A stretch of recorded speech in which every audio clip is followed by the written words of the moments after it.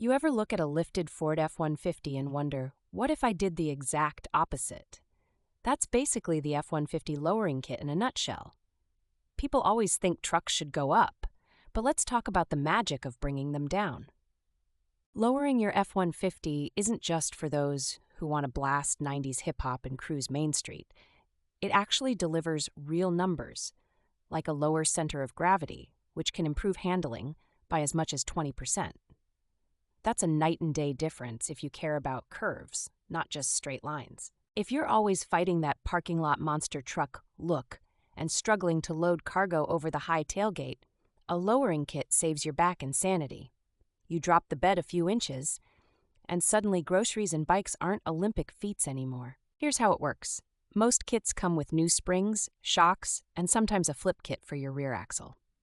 Front drops are usually 1 to 3 inches, rears can go 2 to 5. Pro tip, measure your wheel gap before and after. It'll make the results feel even more dramatic. Step 1 is picking your poison. Do you want better handling, a mean stance, or just less wind resistance? The best lowering kits, Beltec, IHC, DJM, cost anywhere from $400 to $1,200. Don't cheap out. There are plenty of sketchy kits that can make your truck ride like a shopping cart at Goodwill. Step 2, jack up your truck and support it on stands. This is a must. Don't be the guy who ends up in the emergency room because you thought 2 cinder blocks and prayer would do the job. Safety is not a negotiable option here. You'll tackle the front coils first, swapping them for shorter ones and maybe new struts. If your kit includes drop spindles, it's even more involved. It's like surgery for your suspension, but doable in a home garage with time and tools. Figure about 4 to 8 hours total. Rear is where it gets spicy. The famous flip kit moves your axle from under the leaf springs to the top, which gets you an instant 4 to 6 inch drop. Word of warning, you have to watch out for your drive shaft angle and pinion alignment.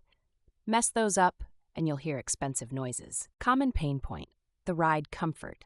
Lower means stiffer, and if you skip on matched shocks, your F-150 ends up riding like a lumber cart full of bricks. Always get shocks designed for lowered setups. Your tailbone will thank you on pothole days. Alignment is non-negotiable after any lowering job. New geometry equals new tire wear and steering quirks. Book that alignment immediately, otherwise you'll be buying new tires every 6 months, which is not why you lowered your truck in the first place. Insurance? Tell them about it if you care about claims being honored.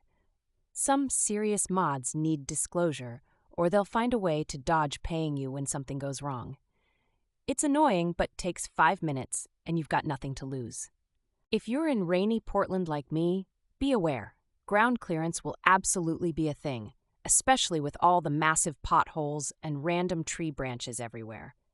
But honestly, nothing beats seeing an F-150 sitting slammed at Cars and Coffee and knowing you did it yourself.